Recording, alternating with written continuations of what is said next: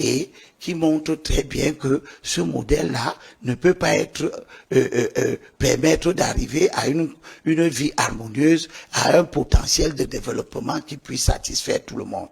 Donc, je voudrais une fois de plus rappeler à tous nos amis politiques qui participent à notre lutte pour la préservation des droits des populations autochtones, que notre lutte n'est pas une lutte contre une communauté. Elle est une lutte contre un comportement.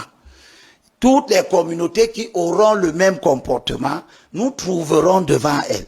Il s'agit des comportements de prédation. Prédation des postes politiques qui permettent à toutes les communautés d'avoir voix au chapitre dans la gouvernance, dans la représentation, etc., etc. Je voudrais vous remercier de l'attention que vous m'avez accordée pour cette communication qui vient à la suite des éléments que nous observons parce que certains esprits chagrins se rendent compte que notre revendication est en train de remporter l'adhésion de beaucoup de nos compatriotes. Et je mets en garde tous ceux qui évoquent les situations critiques, qui n'arrêtent pas d'essayer de faire peur en disant que la guerre civile est patati et patata. Sachez bien tirer les leçons de la triste situation du Rwanda. Ceux qui voulaient tout pour eux, ceux qui voulaient tout occuper, ceux qui voulaient prendre tous les postes, c'était les Hutus. Et lorsque la guerre est arrivée, ce ne sont pas les Hutus qui ont gagné. Aussi nombreux soient-ils, peut-être étaient-ils les plus nombreux, mais lorsque la guerre civile est arrivée, ce ne sont pas les Hutus qui l'ont gagné, ils l'ont perdu. Nous ne voulons donc pas de guerre civile au Cameroun, nous voulons que les gens se ressaisissent et qu'ils sachent que les 19 sièges de députés du littoral, c'est pour que les littoraliens soient représentés à l'Assemblée nationale. C'est pour que les enfants de la Sanaga maritime soient représentés à l'Assemblée nationale, qu'ils viennent du Congo ou de la Nouvelle-Zélande. Ils sont au Cameroun, ils doivent être représentés à l'Assemblée nationale.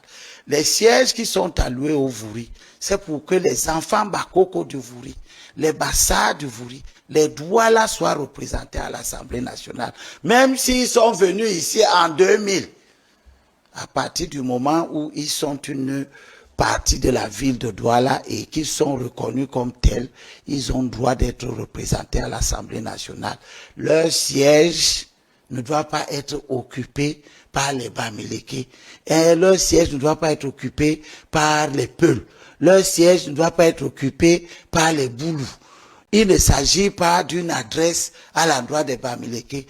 Il s'agit de lutter contre un comportement dangereux qui pousse à la marginalisation.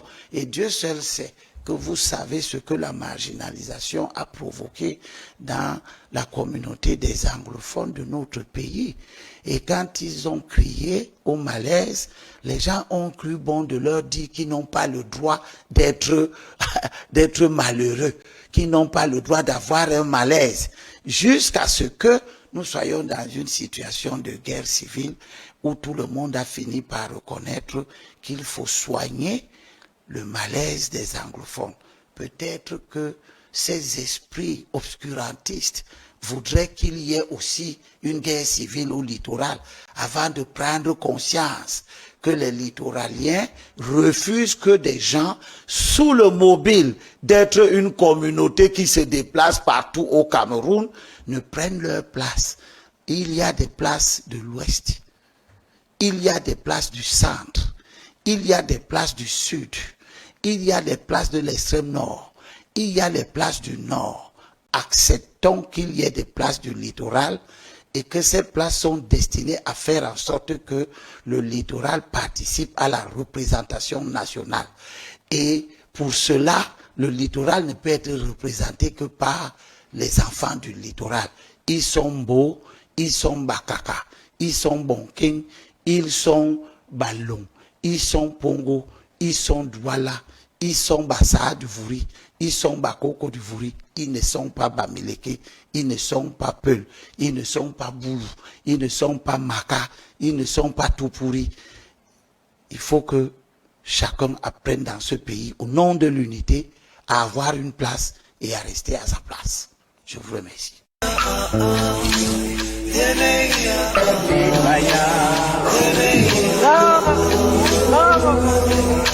Chers littoraliens, littoraliennes, après la communication de Tété et Limbilobe, nous vous tenons informés des prochaines activités de Kaotal.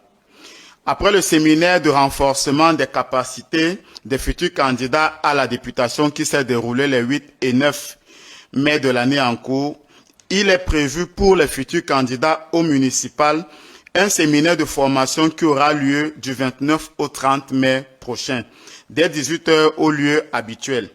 Les futurs candidats qui ont déjà déposé leur caution seront ceux qui seront admis au séminaire. Il faut également noter que le Code général des collectivités territoriales décentralisées sera disponible lors de ce séminaire. Pour tous ceux qui veulent s'inscrire, tous les futurs candidats municipaux qui veulent s'inscrire sont priés de se rapprocher de Sandra Kouoi Sedou au numéro 6 99 30 12 49. Nous rappelons par ailleurs à tous ceux qui veulent rejoindre la plateforme Kaotal et qui veulent être candidats aux élections de se rapprocher par les mêmes numéros. Et pour tous ceux qui veulent s'inscrire pour nous aider à prendre en charge la gestion de nos cités, les inscriptions sur les listes électorales vont continuer jusqu'au 31 août 2026. À la fermeture, aucune inscription ne sera plus possible jusqu'aux prochaines élections. Donc, veuillez aller vous inscrire et veuillez à retirer vos cartes pour nous donner vos voix afin que nous prenions en charge la gestion de nos cités.